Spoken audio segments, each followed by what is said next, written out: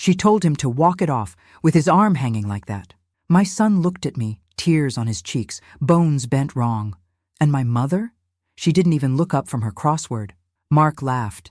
He's fine, Meg. You were always the dramatic one. They made him wait 2 hours, curled on a couch, in pain. And then, when I confronted them with the X-ray, they said I was unstable, called the school, tried to get my son taken away. But here's the thing. They underestimated just how dangerous a quiet mother with documentation can be. They told me to walk it off. They're about to learn what walking away really looks like. And when the fallout hits, you'll want to be watching. My name is Megan Whitaker, and I'm 45 years old. I've built a careful routine around my 9-year-old son Luke's schedule. Morning drop-offs at Riverside Elementary, quiet dinners where steam rises from bowls of pasta, and weekends that smell of lemon cleaner. My parents, Richard and Helen, along with my younger brother Mark, have always measured love in perfect postures and polite nods. I learned early to keep everything, receipts, doctor's notes, school forms, filed in labeled folders after years of their subtle doubts. My mother's offer to watch Luke for the weekend sits like sugar-coating something bitter, but I tell myself it's a chance to mend old cracks. My fingers trace the worn edge of my planner on the kitchen counter as my phone buzzes face down. The borrowed piece feels thin. But let me start from the beginning. That Saturday morning started like any other quiet weekend, sorting laundry into neat piles while the washer hummed its familiar rhythm. You know those peaceful moments when everything feels settled? That's exactly when life tends to throw you a curve. My brother, Mark's call cut through the quiet, his laugh hitting my ear like a dropped pan. Hey Meg, just giving you a heads up. Luke took a tumble from the oak tree out back. He's fine though, just needs to walk it off. My hands stilled on a half-folded towel. Walk it off? The phrase sent ice through my veins. What exactly happened, Mark? Come on, don't be such a worrywart. His voice carried that familiar mocking edge. Kids fall all the time. Remember when I pushed you off the swing set? You lived. Mark, I need details. Now. I was already grabbing my car keys. Seriously, Meg, you're being dramatic. He's tough. Unlike some people. Another chuckle. Mom and Dad agree he's fine.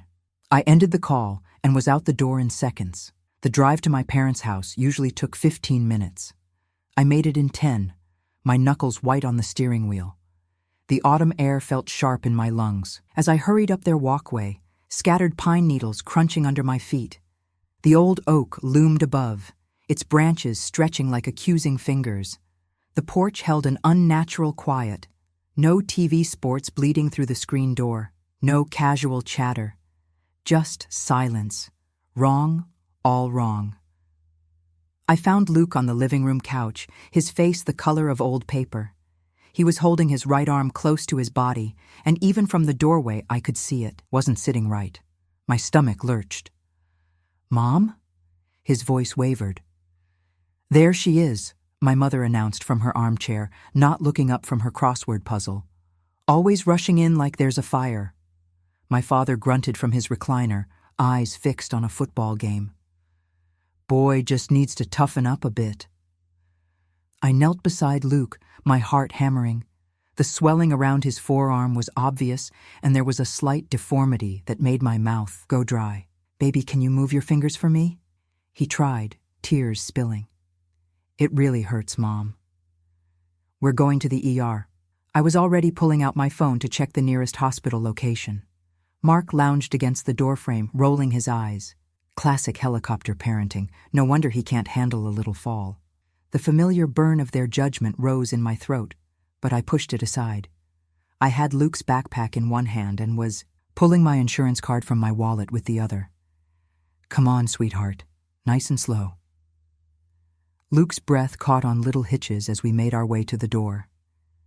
I helped him into my car as carefully as if he were made of glass, each whimper cutting straight to my heart. Through the windshield, I caught my mother's dismissive wave from the front window. In that gesture, I saw every dismissed fever, every "you're being dramatic" when I was sick as a child, every time they'd prioritize their convenience over actual care. The engine turned over with a growl, and I flipped on my hazards. The clock on my dashboard read 2:47 p.m.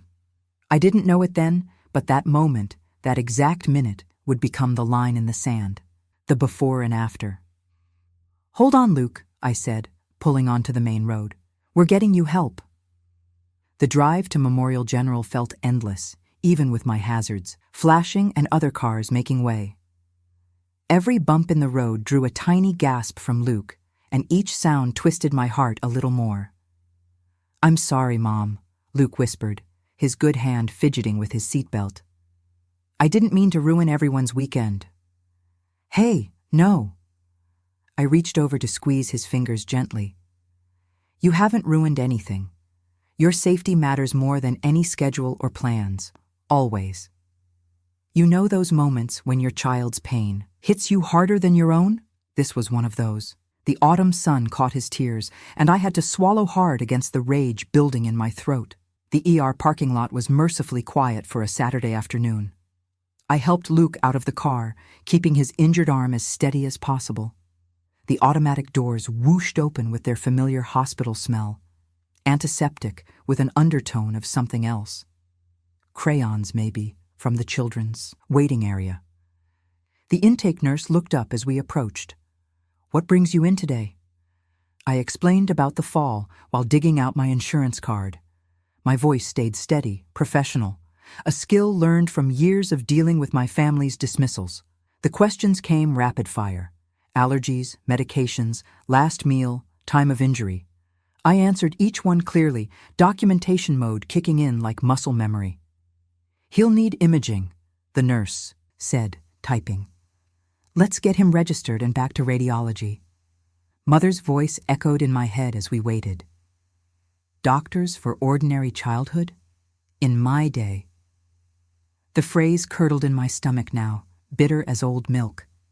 The X-ray tech was a gentle woman with gray-streaked hair who spoke directly to Luke, explaining each step. "This might be uncomfortable, sweetie, but we'll be quick as we can."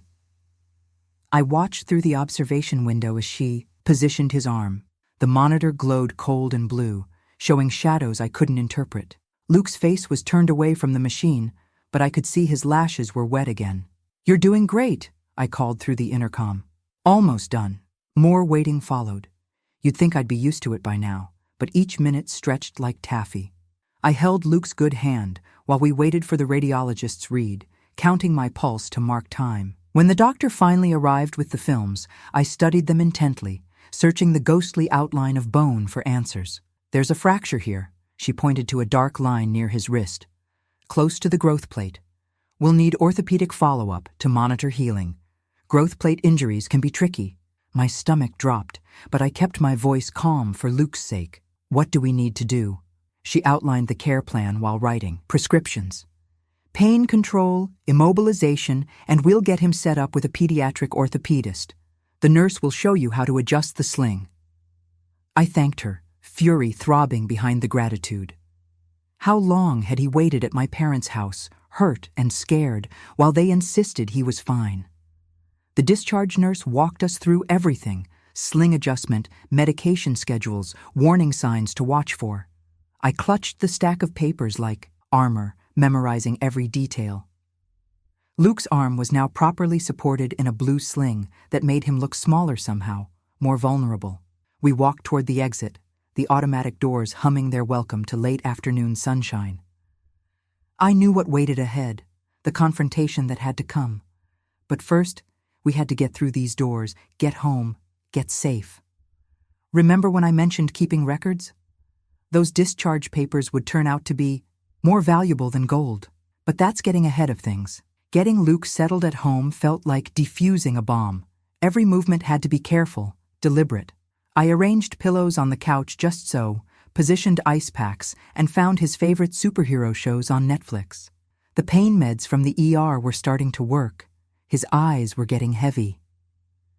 You ever notice how your kid's bedroom smells different when they're sick? Like worry has its own scent? I caught that familiar whiff as I tucked a blanket around him. "Try to rest, buddy," I said, smoothing his hair back. "I need to make some phone calls." In the kitchen, I spread the ER paperwork across the counter and picked up my phone. My hands were steady. Funny how anger can do that. make you calmer somehow. I dialed my parents' landline first, putting it on speaker so I could take notes. "Hello?" Mother's voice crackled through. "Hi, I wanted to update you on Luke's injury." I kept my tone neutral, professional. "The ER confirmed a fracture near his growth plate. They're concerned about potential long-term effects." A dismissive noise rustled through the line. "Oh, please. Doctors these days find problems where there aren't any." "This isn't up for debate," I said, underlining growth plate on my notes. "We need to have a serious conversation about what happened today." "What's to discuss?" Father's voice cut in from their second phone. "Kids get hurt. We raised 3 of you without running to the emergency room every time you scraped a knee." My pen pressed harder into the paper. This wasn't a scraped knee. I called Mark next. His response was predictable as sunrise. "Come on, sis," he chuckled. "You know how it goes. Doctors always find something to bill for. Remember when I broke my finger playing baseball? Mom just taped it up." "That's exactly the problem," I said. "We need to talk about this. Tomorrow morning, your place." I directed this to my parents. 9 o'clock. "Oh, for heaven's sake," Mother started. 9 o'clock, I repeated. "We need to discuss how to prevent this from happening again, and I expect an apology to Luke." The silence on their end spoke volumes. "Mom?" Luke's voice drifted in from the living room. I ended the calls and went to check on him. He looked up at me, eyes glazed slightly from the medication. "Why didn't Grandma help me when I told her it really hurt?" The question hit like a sucker punch. I had to turn away for a moment, pretending to adjust his ice pack while I blinked back tears. How do you explain to a 9-year-old that some people, even family, can be breathtakingly cruel? "Sometimes grown-ups make mistakes," I said finally. "But I promise you, it won't happen again." After he dozed off, I went to my home office and printed 3 copies of the ER report. Yellow highlighter marked every important detail: time of injury, delay in treatment, growth plate involvement, follow-up requirements. The medical terminology looked stark and damning against the white paper. I made a list of points to cover: acknowledgement of harm, clear apology, specific changes in behavior. The kitchen clock ticked, past midnight as I worked. From the living room, I heard Luke shift and murmur in his sleep. That's how I spent the night, camping out on the armchair near the couch, starting awake at every sound to check his sling position and pain level. The refrigerator hummed, a steady backdrop to my mental rehearsal of tomorrow's conversation. Around 3 a.m., watching Luke's chest rise and fall in the blue glow of the nightlight, something crystallized inside me. This wasn't just about today's injury. This was about years of dismissal, of being told my concerns didn't matter, of watching that same pattern start with my son. Dawn began leaking through the blinds, painting stripes across the living room floor. I got up to make coffee, my bones creaking from the awkward sleep position. The morning would bring what it brought, but one thing was certain: disrespect would not be the law in this family anymore. I checked my phone, 7:45 a.m. The confrontation at my parents' doorstep was coming, as sure as the sun climbing over the horizon. 9 o'clock sharp, I walked into my parents' kitchen with my folder of documents.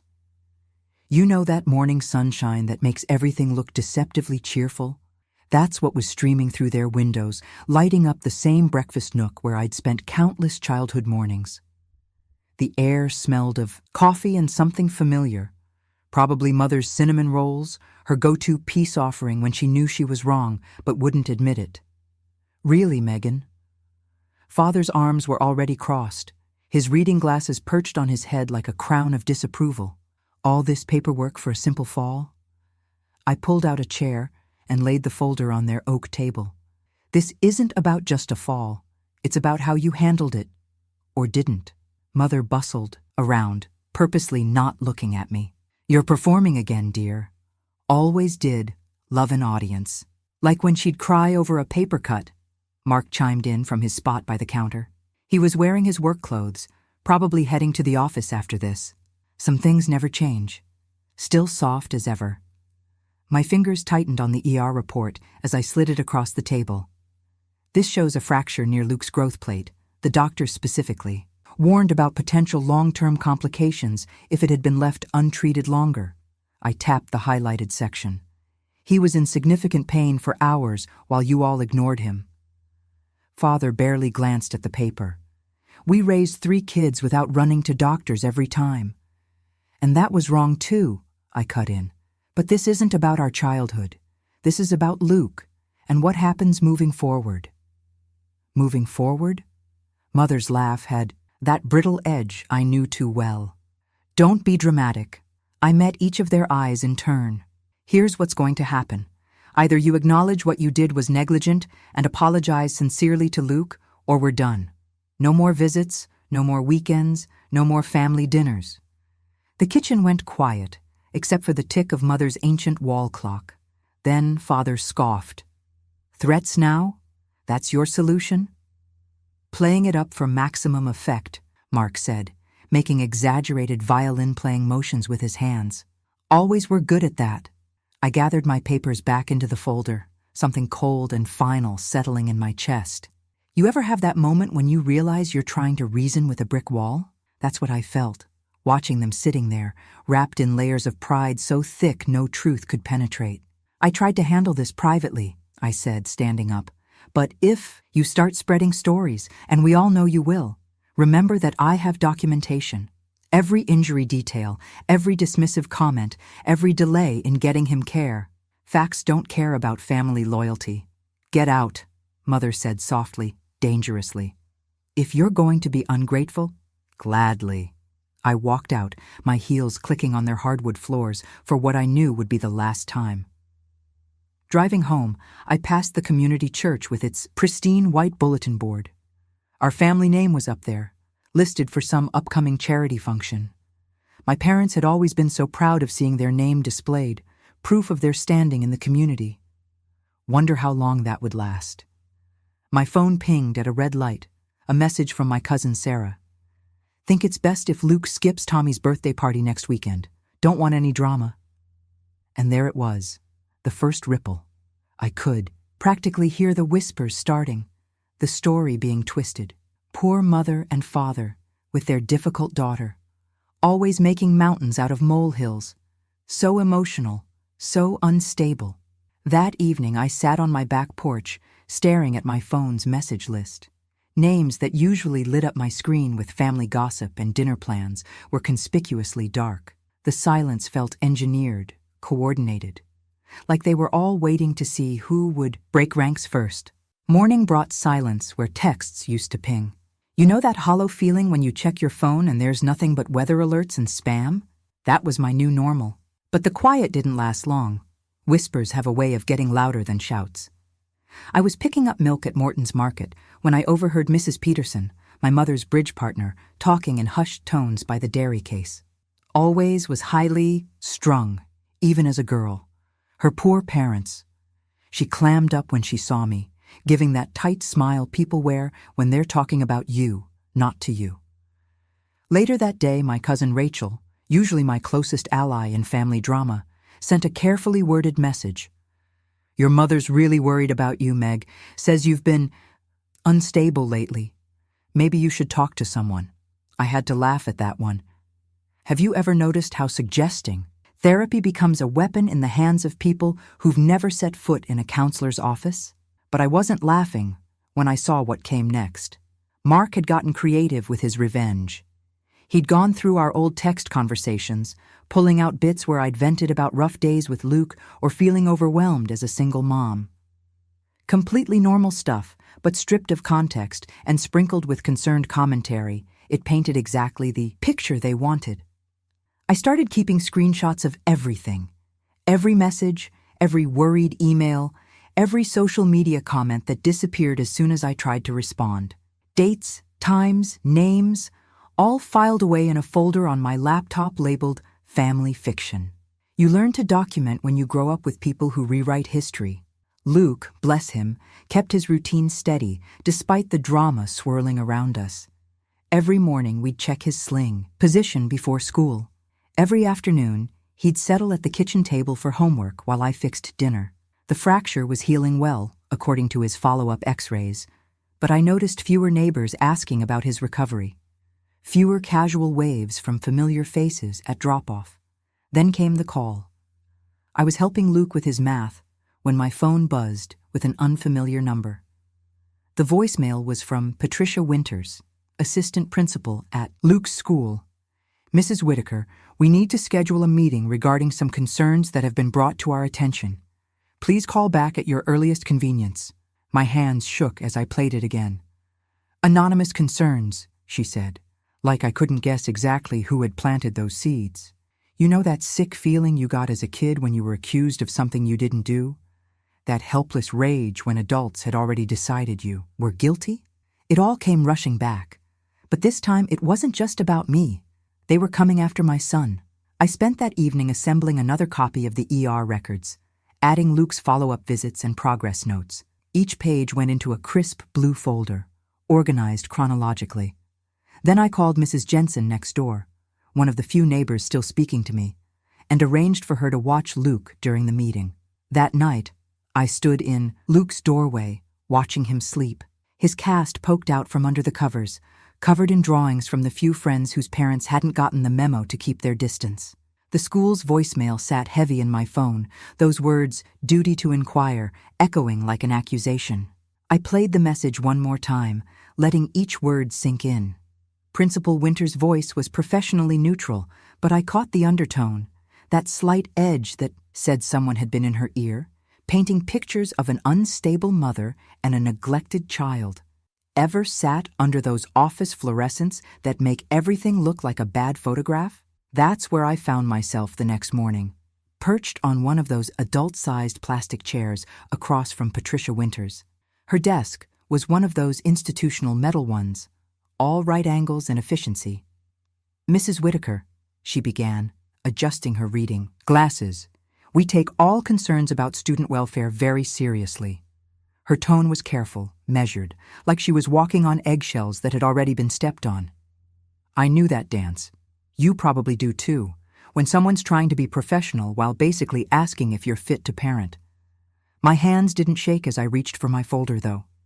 Years of my mother's judgmental stares had taught me something useful. Stay calm, stay focused, let the facts do the heavy lifting.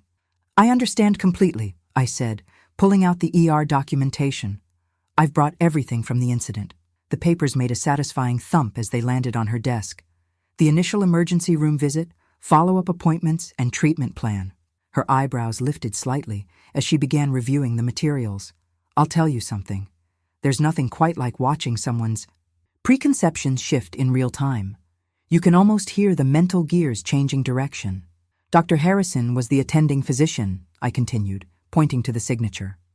"And Mrs. Turner, she's retired now but was the triage nurse that night. She documented everything thoroughly." Mrs. Winters nodded, flipping through the pages with growing interest. The air conditioning hummed overhead, and somewhere down the hall, a door slammed. "Have you ever noticed how time seems to stretch like taffy in moments like these? This is very comprehensive," she said finally, looking up. The careful edge in her voice had softened. "Thank you for being so transparent about the situation." I gathered my copies back into the folder, feeling the weight of scrutiny lift slightly. "Luke's health and safety are my top priority," I said. "Always have been, always will be." The meeting wrapped up quickly after that. Mrs. Winters stood, extending her hand. "We'll make a note in Luke's file about the injury and recovery process.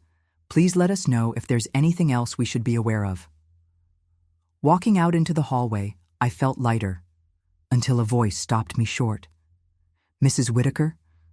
I turned to see an older woman with silver-streaked hair and kind eyes that crinkled at the corners. Recognition hit me like a warm wave. Mrs. Turner, from the ER, that night.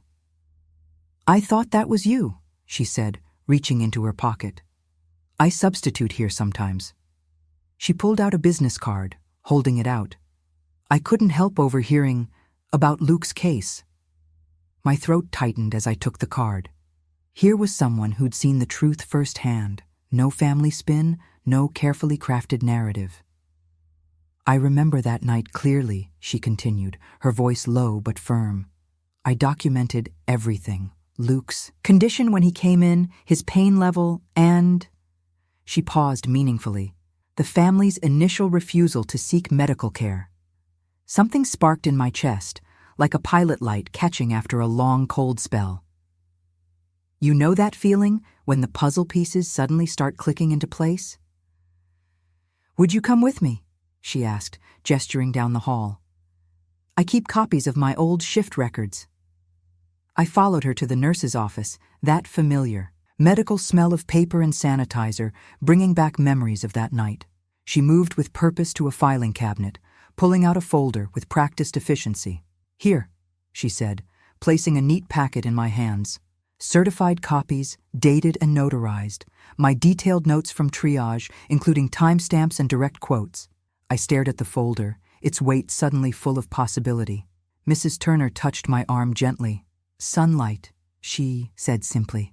I nodded, understanding immediately. Facts were floodlights, and I finally had enough to illuminate every dark corner where lies had been hiding. 3 days after our school meeting, I sat across from Mrs. Turner at Joey's Diner, the kind of place where the coffee's always fresh and the vinyl booths have seen enough life stories to fill a library. The lunch rush had died down, leaving just the soft clink of dishes and the hum of conversations too distant to make out. "Medical neglect," Mrs. Turner said quietly, stirring her tea. "That's what we're looking at here. When guardians have charge of a child and fail to seek appropriate care." She pulled out a manila folder, careful to keep it away from the water rings on the table. "The documentation is solid." I opened my notebook. "You know how sometimes writing things down makes them feel more manageable? Walk me through the options," I said, uncapping my pen. Mrs. Turner leaned forward. "We file a report with Child Protective Services. It triggers an investigation." She paused, watching me jot notes. "They'll interview everyone involved, review the medical records, establish a timeline. And Luke?" My pen stopped moving. "How much will he have to relive?" "They'll want to speak with him, but it's usually brief. One conversation, focus on facts." She tapped the folder. "The medical records do most of the heavy lifting." I started 2 columns in my notebook. Pros and cons. Under pros, I wrote, official record of negligence, protection for other kids, accountability. Under cons, Luke's privacy, family backlash, more rumors. "I can predict exactly how they'll react," I said, drawing a small arrow in the margin. "Mother will call it attention-seeking. Father will say kids got hurt all the time when he was young. And Mark..." I shook my head. "He'll probably make jokes about it at church. Have you ever noticed how some decisions feel like dominoes? Tip one over, and you can't stop the chain reaction." Mrs. Turner nodded. "That's why we document everything. Your mother's dismissal at the house, your brother's phone call, the delay in treatment, it creates a pattern." I pulled out my phone and dialed the ER records department. The hold music was oddly soothing as I waited to confirm my copy requests. Years of keeping receipts and taking notes were finally paying off. Opening my laptop, I started a new document. The cursor blinked at me while I built the timeline. I kept the language clinical, stripped of emotion. No cruelly ignored or willfully neglected, just times, actions, and direct quotes. The facts were damning enough without adjectives. Mrs. Turner reviewed my draft, nodding. "This is good. Clear, factual, chronological." She slid her certified records across the table. "These fill in the medical details, pain scale readings, swelling measurements, preliminary exam notes." I aligned the papers, building the packet like I was constructing armor. Birth certificate copy, insurance cards, ER discharge summary, Mrs. Turner's triage notes, the school meeting summary. The online reporting form waited on my screen, cursor blinking in the first field. You know those moments when your past and future feel balanced on a knife's edge? "Nobody believed me when I was little," I said softly, my hands hovering over the keyboard. "If I got hurt, or scared, or needed help, they always said I was being dramatic." Mrs. Turner's eyes met mine. "You're not that little girl anymore." I saved the draft and closed the laptop. "I'll submit it in the morning," I said. "After one more review." Mrs. Turner gathered her purse, leaving enough cash to cover both our coffees and a generous tip. "Sometimes," she said, "the bravest thing isn't speaking up first. It's speaking up again after being silenced." I tucked the laptop into my bag, the weight of the documentation folder beside it, feeling less like a burden and more like a shield. I woke at 4 a.m., that gray hour when doubts grow teeth. The house was church quiet except for the hum of the fridge and Luke's soft breathing down the hall. You know those moments when even shifting in your chair feels too loud? I pulled out the documentation folder and spread everything across the kitchen table. The overhead light made harsh shadows, but I needed to see every detail clearly. Starting with the ER records, I read each line like I was defusing a bomb. Medical terminology marched across the pages in neat rows. Presented with visible deformity of right forearm, pain scale 7 to 10, delayed treatment of approximately 90 minutes. My coffee went cold while I trimmed any emotional language from my statement. Extremely negligent became failed to seek medical attention. Cruelly dismissed transformed to decline to assess injury. It's funny how removing feeling can make truth hit harder. Luke's question echoed in my head. Why didn't Grandma help me? Simple, words carrying the weight of betrayal. I'd spent years teaching him family should mean safety. Now I had to teach him something harder, that sometimes protecting yourself means standing up to family.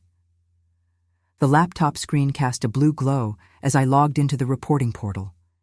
Each click felt like crossing a line I couldn't uncross.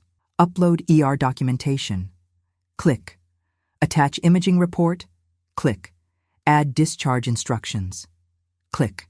Mrs. Turner's statement went last, her precise nursing notes backing up every point. My hand shook over the mouse, but my spine was steel when I hit submit. The confirmation number flashed on screen, CPS 2023-1847. I wrote it in 3 places, my phone, my planner, and a fresh folder labeled documentation. I texted Mrs. Turner one word, done. Her reply came fast, good. Sometimes the shortest messages carry the most support. Later that morning, I sat at the breakfast table watching Luke manage his cereal one-handed. How do you tell a 9-year-old that you've just reported his grandparents? I kept it simple. Remember how we talk about solving problems the grown-up way? I'm working on making sure what happened at Grandma's house doesn't happen to anyone else. He nodded, focused on his spoon. Is that why they're mad at you? They might get madder, I said carefully. But being right isn't always being popular. By noon, the storm hit. My phone lit up like a Christmas tree. Mother's name, father's marks, cousins I hadn't heard from in months. The voicemails piled up. How dare you make these accusations?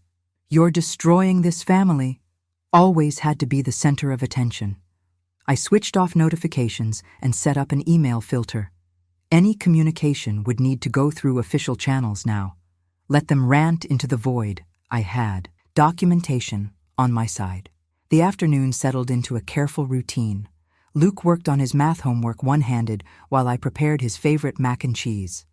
The house felt like a bubble of calm in the middle of a hurricane. Sometimes peace is as simple as cartoon reruns and careful sling adjustments. The doorbell rang just after dinner. By the time I reached the front hall, all I saw was the white corner of an official envelope sliding through the mail slot. It landed on the welcome mat with a whisper that sounded like change. Have you ever noticed how some letters feel heavy before you even pick them up? The envelope felt stiff and official in my hands as I settled at the kitchen counter. You ever notice how government letterhead has that particular shade of threatening beige? I took a slow breath and sliced it open with the handle of a spoon. Couldn't trust my shaking fingers with anything sharper. Dear Ms. Whitaker, it began. This letter confirms receipt of your report dated. My eyes tracked down to the important part. Investigation opened, interviews to be scheduled, evidence preservation required. A case number matched the one I'd written down earlier. Sometimes validation comes printed on watermarked paper. I pulled out my old Navy binder from the office supply closet, the one that still smelled faintly of fresh plastic and possibility. Dividers went in. Medical, red tab. School, blue tab. Communications, yellow tab. Each section got sheet protectors and dated labels. Maybe it seems obsessive, but organization is armor when you're going up against chaos. The investigator, Ms. Chen, called the next morning while I was packing Luke's lunch. Her voice had that careful, neutral tone that professionals use when they're being recorded. "We'll need to speak with all parties involved," she explained. "Would you prefer morning or afternoon hours?" I checked my calendar while the toast cooled. "Mornings work better. Luke's at school then." "Perfect. And speaking of school, you'll want to notify them about the ongoing investigation. We'll need to interview his teachers." "Right." I added, "call principal" to my to-do list, right under "document every single thing that happens from now until forever."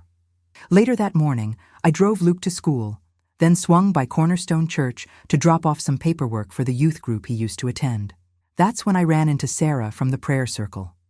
Her eyes did that darting thing people do when they're holding on to juicy information. "Such a shame about your parents," she said, adjusting her cross necklace. "The elders are quite concerned. They've suggested your mother step down from the hospitality committee until things settle." My stomach did a little flip. The cracks were starting to show in their perfect facade. I kept my voice neutral, like I was discussing the weather. "I'm sure they'll make the right choice." Driving home, I took the long way, past my parents' house. The curtains twitched as I passed. Wonder if it was mother or father playing lookout. Their pristine lawn looked too green, too perfect, like artificial turf hiding dirt underneath. Back at my desk, I created a new email folder labeled Case Documentation and set up filters to catch anything from family members. Let them rant and rave. Every message was evidence now. My phone buzzed with texts, but I only responded to official communications. Everything else got screenshots and filed away. The afternoon brought another surprise. An email notification popped up. Request for professional character. Reference, Mark Whitaker. His company's HR department had been contacted. My chest tightened. This wasn't just family drama anymore. Mark's precious career path was about to feel the ripples. You know that moment when you realize you've set something big in motion? When the consequences start spreading beyond what you'd planned? That's when you either panic or double down on being right. I chose right. Luke came home from school with a drawing, a maple tree with orange and red leaves. No casts or broken branches in sight, just bright colors and possibility. I watched him tape it to the fridge, then carefully photographed it and slipped a copy into the binder under a new tab labeled After.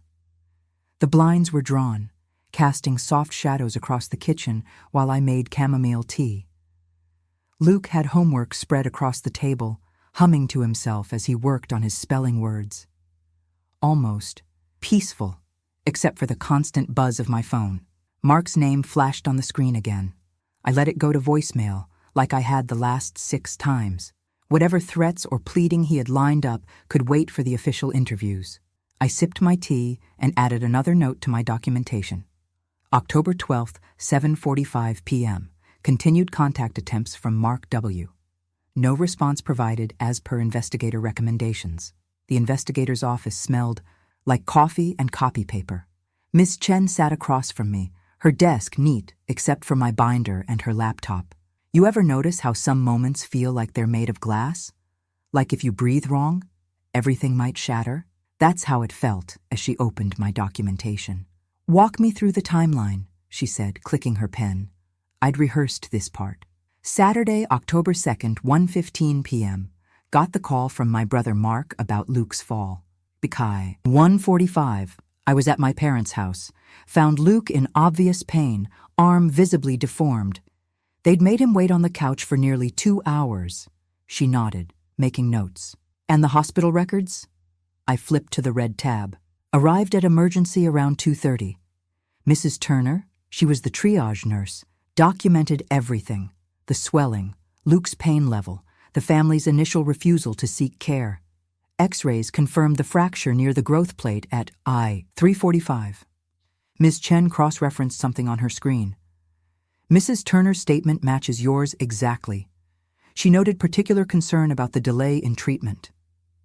Something in my chest loosened. Exact matches matter in investigations like this. "And the follow-up communications?" she asked. Yellow tab. Every text, email, and voicemail. The timestamps show when they started spreading rumors.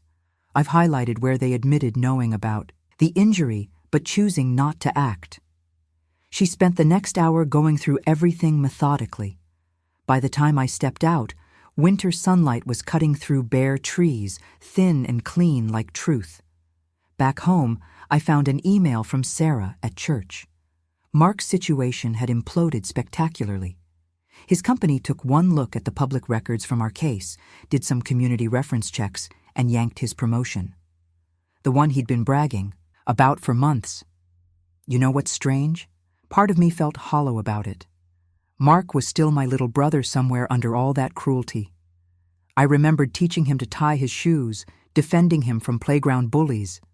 But he'd chosen his side. Some bridges burn themselves.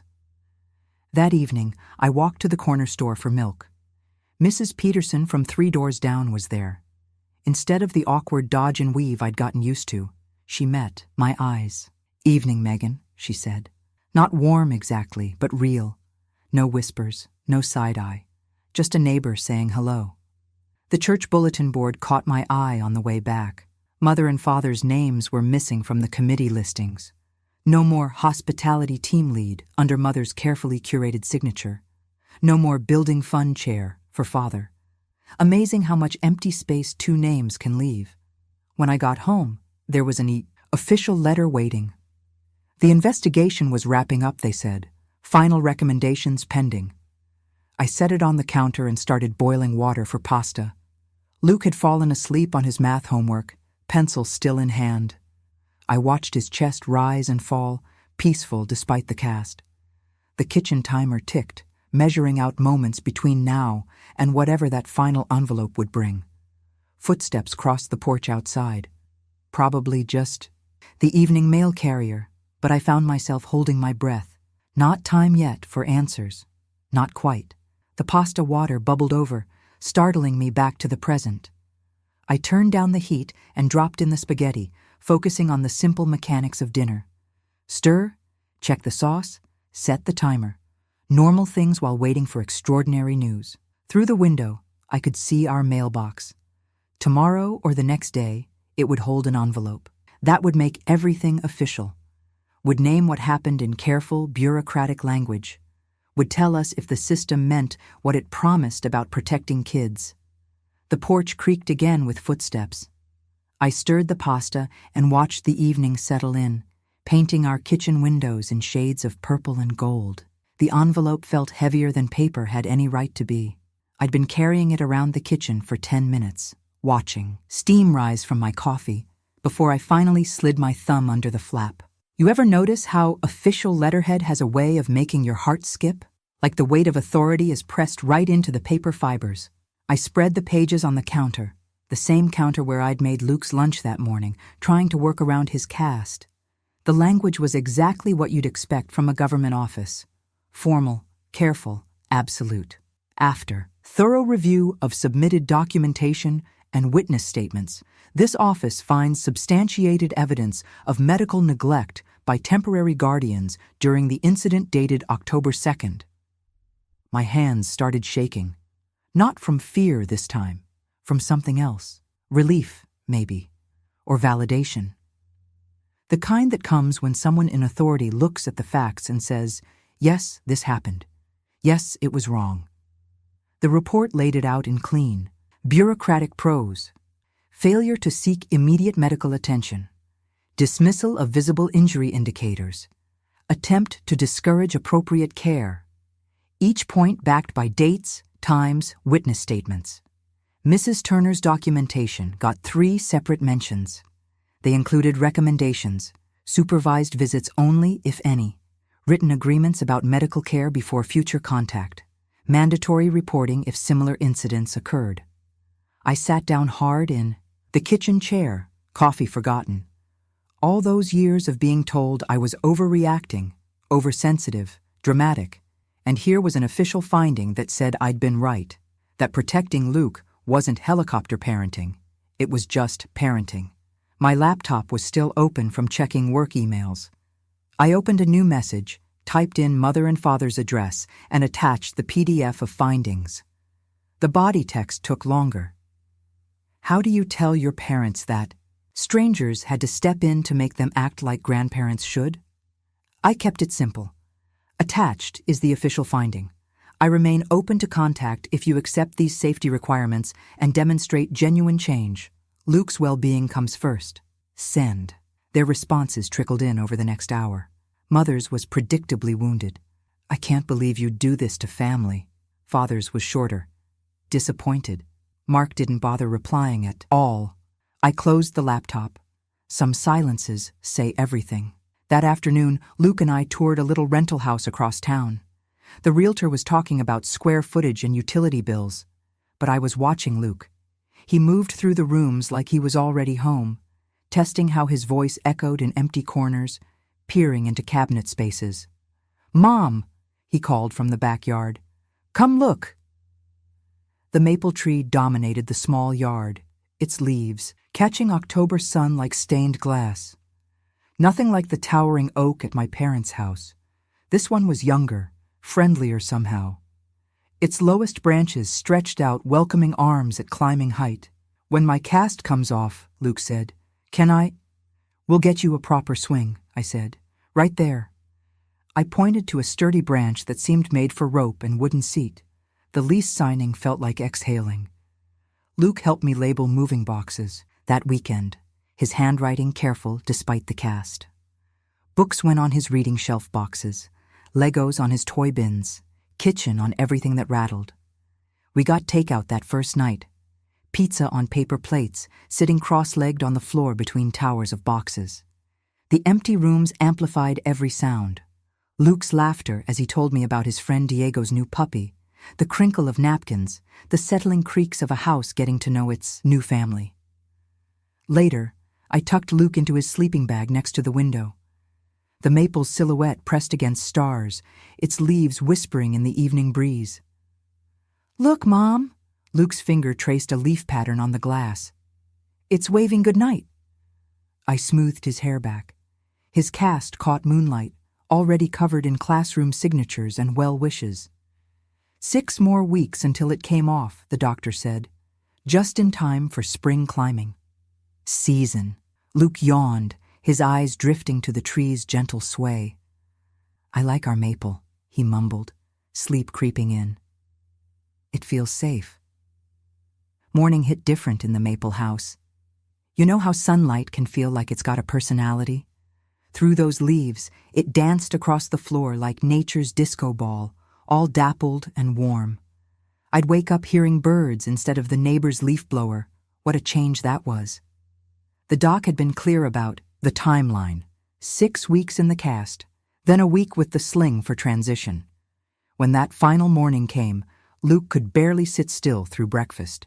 "Can we take it off now?" he kept asking, poking at his cereal with his good hand.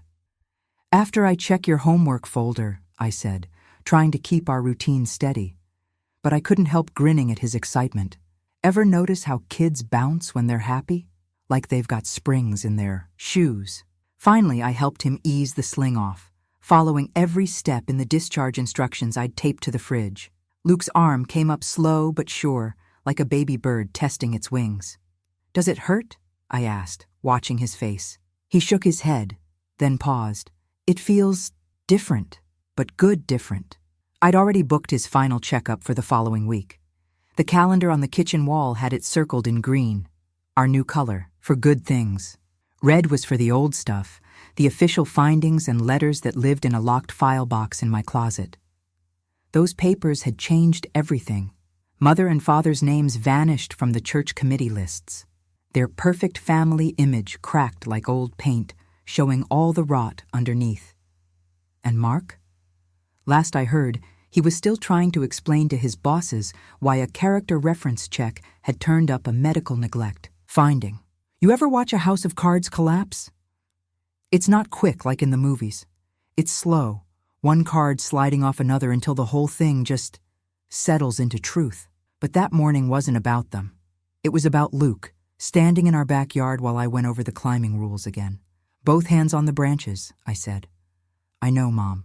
Test each one before putting my weight on it, he finished, rolling his eyes, but smiling. The maple looked different than the oak that had hurt him. Lower branches, smoother bark, leaves that seemed to wave him up. I'd checked those branches myself, everyone within reach. Even got an arborist out to verify it was healthy. Luke took his time, hands careful on the bark. First branch, then the next. Not too high, we had rules about that, but high enough to feel like an adventure. The spring breeze carried that fresh-cut grass, smell from the neighbor's yard, mixing with the maple's own sweet scent. Mom, look! He perched on his favorite branch, legs swinging free. I can see the whole yard. I snapped a picture with my phone. His first climb back, that 1,000,000-watt smile.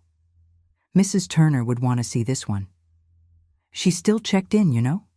Sent a card when we moved, brought cookies once. Look how the sunlight found you, she'd said, seeing the maple. Sunlight. That? Word she'd used back in her office, showing me the documentation. Their lies collapse under sunlight. She'd been right about that. The photo went straight to the fridge, right next to Luke's latest math test and the maple leaf he'd pressed in wax paper. A little gallery of our new life, built piece by piece, day by day. Luke scrambled down on his own, landing with a little hop that made my heart jump. But his feet were sure, his balance perfect. He wrapped his arms around my waist, face turned up to the branches. I love our tree, he said. I smoothed his hair back, watching the maple shimmer in the morning light. You know what, buddy? Family isn't blood. It's who shows up. He nodded like he understood completely, which maybe he did. Kids see truth clearer than we think.